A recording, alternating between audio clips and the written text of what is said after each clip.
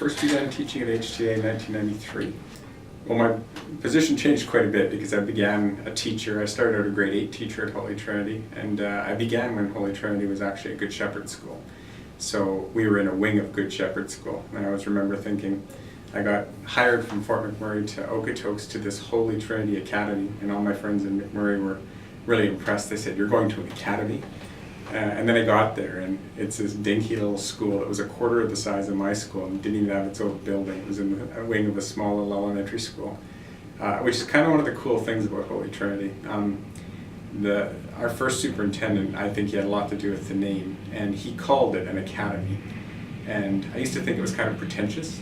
And every school we've opened since Holy Trinity Academy, we've called academy or collegiate, almost every one.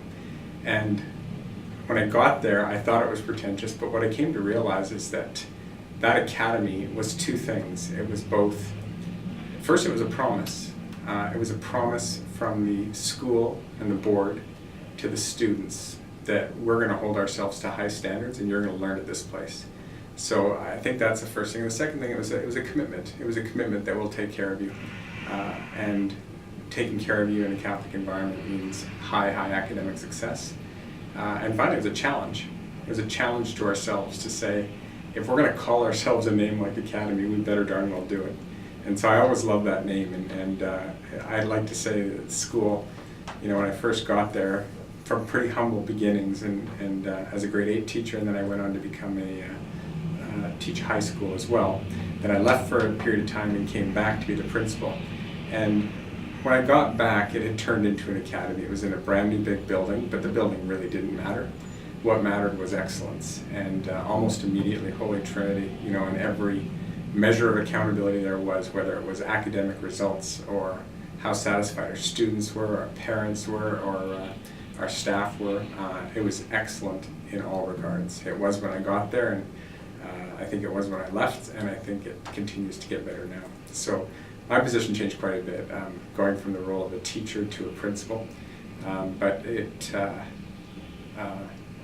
I would say that there was a heck of a lot more responsibility, obviously, as a principal, but Trinity, to anybody who was there, it was a labor of love. In its early days, like I said, Holy Trinity was in a wing of Good Shepherd School. It dreamed to be bigger than it was, for sure. You know, Holy Trinity Academy, as I said with the name, it began as a vision of something great, but it was not great in terms of size or the physical building or even in the success the school experienced at first. It was small in all regards. I think the staff that I joined in '93, it was its second year of existence, maybe its second, yeah. There might have been 15 of us. There might have been a couple hundred students. We were 7 to 12. And it was kind of a hard-charging, competitive school right from the beginning. When I got there, I can remember thinking how talented the people I worked with were. So the first people that were there, I kind of thought that, you know, the people I worked with at Holy Trinity, if I would have searched my whole last school division, not just my school, but my school division, I'd have had a tougher time finding 50 better people than I worked with at that school. So I was impressed with the caliber of the people in the early days. And there was a lot of camaraderie. We were young. Everyone was so young. I mean, Hans, the principal, probably was in his mid-30s, and the staff was all in their 20s. One of our teachers said, when he talked about Holy Trinity, he said, "This school is aching for roots." And I didn't know what he meant at first, but I think what his point was, we were aching for traditions. We were aching for an identity, and we just wanted to be older, you know, because we were always so, everything was so new. All of us had started the school. Even when I was a principal, the people that were there was, you know, 4 or 5 years after the school was born. Everybody that was there had pretty much started the school, and we were aching to create traditions and to say that this is what we do. And that's another thing I say would characterize Trinity in the early days, and it's almost comical to me now to see how rich the school is in traditions, you know, to step in the gym and do a 360 looking around and say, this is insane. There is no school with more banners than that. to walk the hallways and to see how permeated the kind of Trinitarian themes are throughout the school. So you see there's a sports tradition, there's a faith tradition, and there's a tradition of academic excellence. So I'd say in the early day we were aching for roots, and now I don't think the people today even realize that what they have.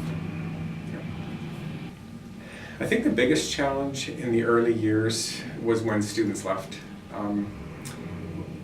When I first became principal and when I was teaching there, your biggest hit was at grade 9 going to grade 10. So we had kids who wanted to leave our school, and there was always the same reason. They always said, we want to leave, we want to go to another school because there's more choices. And that drove us crazy because we kind of thought, you know what, you don't learn to be a carpenter by learning carpentry in high school. You get a good education and you go to SAIT and become a carpenter. We thought we should have a well-rounded education.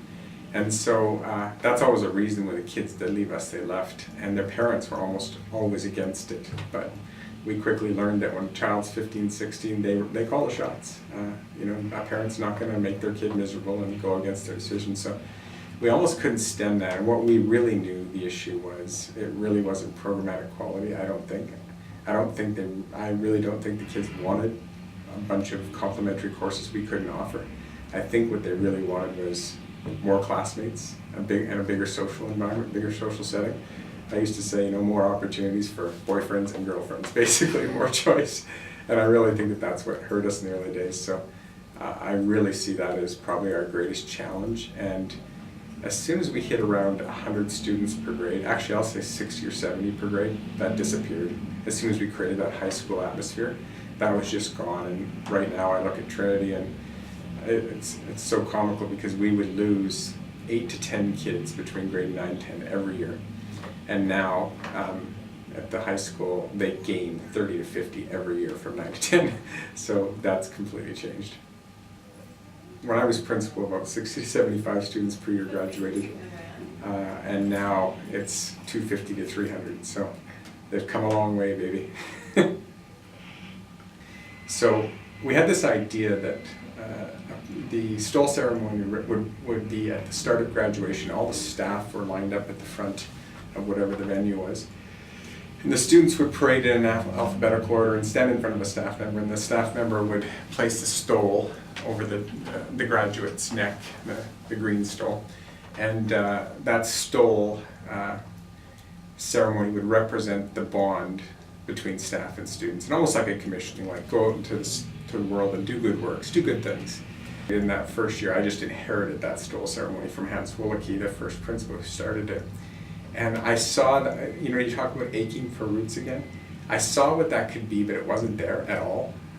It was just, it's like whoever you lined up in front of, it's supposed to be this symbol of relationship, but what if I line up and the kid that gets in front of me in the stole ceremony don't know, which happened all the time. So it didn't have great significance, but it had the potential, and I saw that. And one of the biggest issues was that teachers could care less about doing it for the reason I just explained. They didn't get to stole a student that they knew. And so one year, I was lamenting this fact with the staff, and I said, you guys gotta come to this grad. I don't want anybody else to opt out to do something. And I can still remember that Martin Kennedy, the band teacher, said to me, well, if I could stole the kids I wanted to, then I'd do it. But it doesn't mean anything now. And I said, perfect. Everybody, I'll pick who you stole. I said, y'all give me some choices. I'll give you kids only that you stole, that you know that you stole. And all of a sudden, everybody wanted to participate because they had a special relationship with certain kids, and they wanted to make sure that they sent them off into the world. And I knew it had the potential to be special then. He let this out to the kids that we were picking. And I can still remember a group of kids accosting me in the hallway and saying, you're letting the teachers pick who they stole? And I get the line that drove me more crazy as a principal than any other thing was, it's our grad. And so they said, we should get to pick. I said, fine. Teachers will pick kids they got a special relationship with. Staff, students will pick the teachers that they want to have stolen, and I'll just match them up. And so I'll try and get a match. So a student might pick 10 staff members they'd like to be stolen by. Staff member might pick 10 students that they had a special relationship with. And whenever I got a match between two picks, I'd do that. I don't know why I ever started that, but it led to a stole ceremony that was completely special. And even to this day, with 250 to 300 graduates, Mrs. Ostafachuk, the current principal, she literally does those matches with every single student. We always had that thing in the grad ceremony where at one point we'd tell the graduates, we'd have a rose beneath their chair or their pew, and we'd say, graduates, please honor your parents. And then they'd lift the rose and go out into the crowd, find their parents, and exchange a handshake or a hug and give them the rose. And that was always such a special thing. And I can remember one year, probably in 2000, maybe the second grad I was principal for, the third, and the staff all sat up in the sanctuary in our gowns. And at that moment in the celebration, when we said, graduates, go please honor your parents, we just sat and watched in silent satisfaction. And one year, as the kids were sitting down, one student came up on the stage and gave a teacher a hug. And pretty soon, another student followed and another student followed. And before I knew it, every single grad was on the stage. And it was just basically 15 minutes where kids just kept on going from teacher to teacher and exchanging handshakes and hugs. And to me, the symbolic importance of that moment to me was as powerful as anything I've ever experienced, because that moment that we created was for graduates to honor their parents. And for the graduates to include us in that moment and come and honor us with handshakes and hugs was, wow, powerful. So that was probably my best moment ever. You know, the evolution of Holy Trinity was really, some schools change. Holy Trinity, thanks to the leadership, not of the principals actually, even but of the division of the first superintendent. When they named the place, they called it Academy, and they called it Holy Trinity. So it was both Trinitarian, based on our faith, and Academy, would be the reflection of its desire to become academically excellent. From day one, no one ever wavered about what that school wanted to be. It wanted to be an academic institution of faith with close personal relationships between staff and students that was completely safe and caring. And nothing ever changed. The evolution was growing into that vision. So that's a beautiful thing about Trinity. I think that the people that were involved in making it a great school, everyone always knew what it was supposed to grow into, what it was to become. So I think that we just continually grew into the vision, and that's a nice thing. Nothing ever changed. We live in a remote control age where everything's instant. You get bored by something, you click the channel. You get bored of whatever you're surfing and you surf something new. The beautiful thing about Trinity was that it's always had the same, people that have been a part of Trinity have always had the same vision for it. Faith, academic excellence, being safe and caring. And all we've done with Trinity and with the people that have followed me too is grow more and more into achieving what we always envisioned it to be.